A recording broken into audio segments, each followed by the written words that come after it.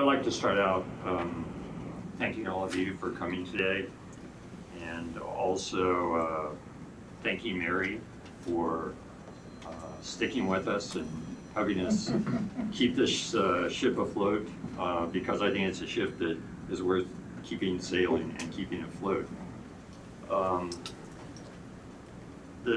For me to talk about the history of Telos, it's kind of hard for me not to think about my history of Telos, which began in 1975.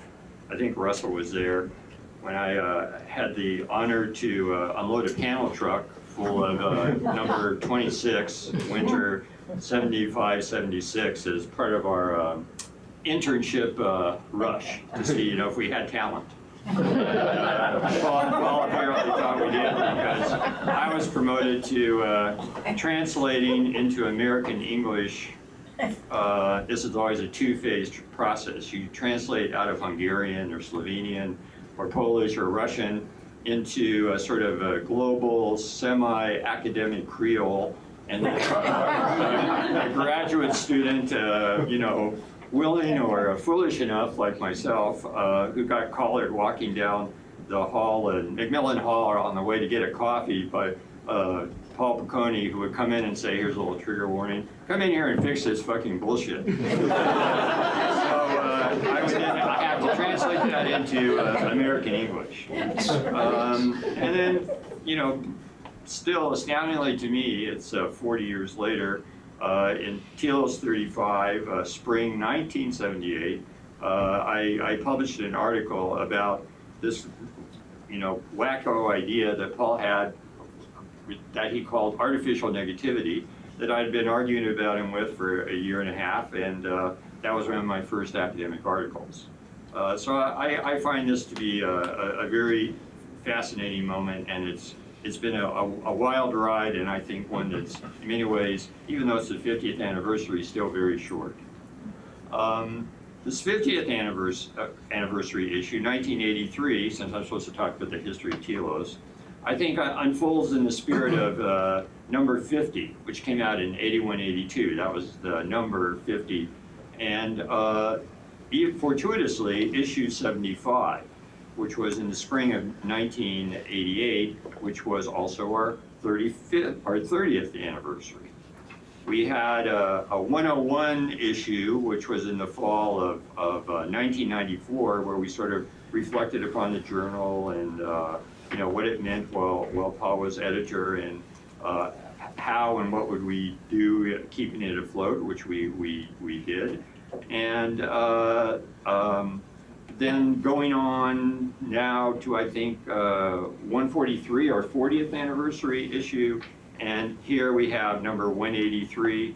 And I'm really excited about, looking forward to issue 200.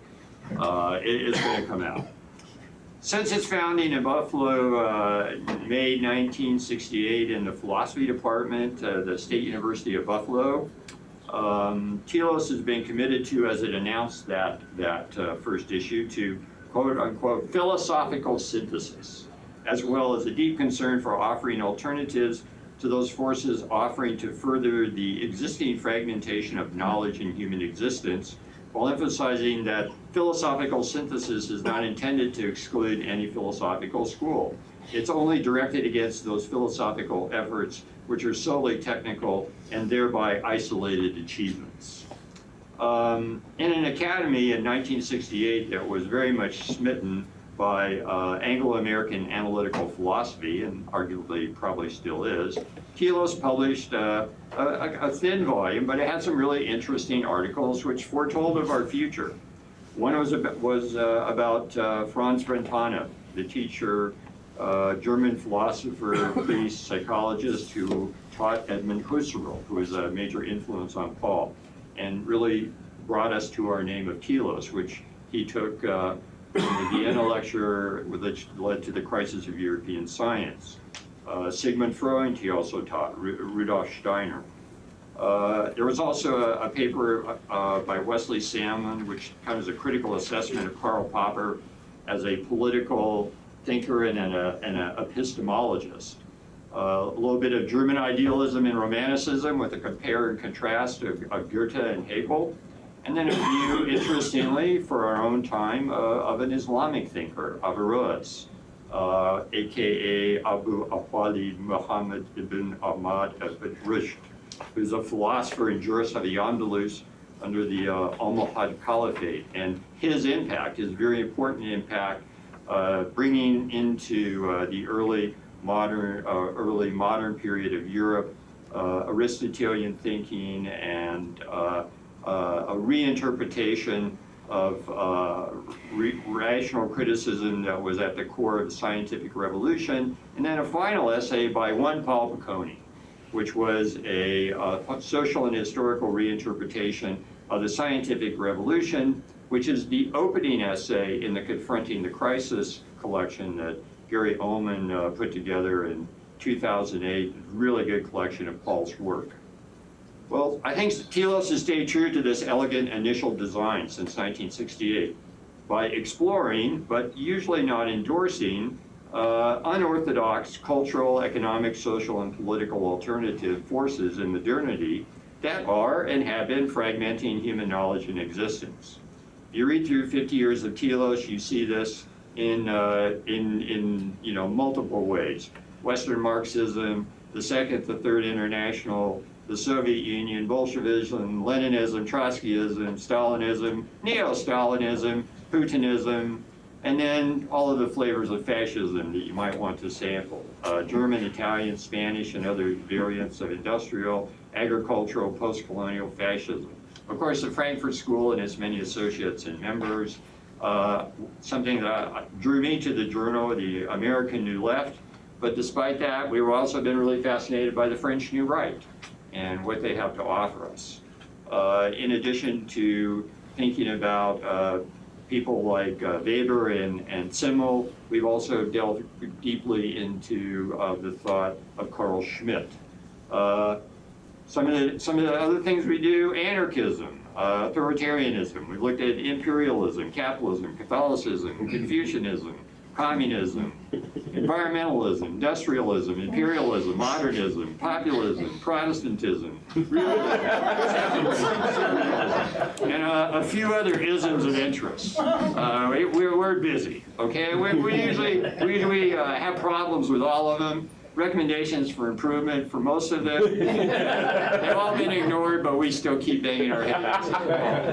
And then finally, of course, more recently, the past 15 years, in addition to building upon this, we've pulled these influences into a lot more, many thematic issues that I think blend sort of the East and the West, the 19th century, the 20th century, the 21st century, with some, I think, really fascinating issues on the West and China, cultural revolution, democracy and liberalism, religion, its continuing impact in the 21st century, the new class, terrorism, intellectuals, law, the Anthropocene. Telos, I think, is never politically correct. We work hard at that. Hardly ever professionally correct. We work hard at that. Try to remain controversial. Almost always a bit baffling. That's always a strength. And I think fiercely independent. And thanks to Paul's, I think, initial boisterous piratical instincts, seconded and followed by, fortunately, Mary's more savvy business acumen, we have remained independent and on our own, which I think is in many ways an achievement almost as astounding as everything else that we've done in today's culture industry. So I am delighted that you have all come and that you have joined us for this celebration. And as I said, I'm looking forward to issue 200 and maybe being back to see you all then. So thank you.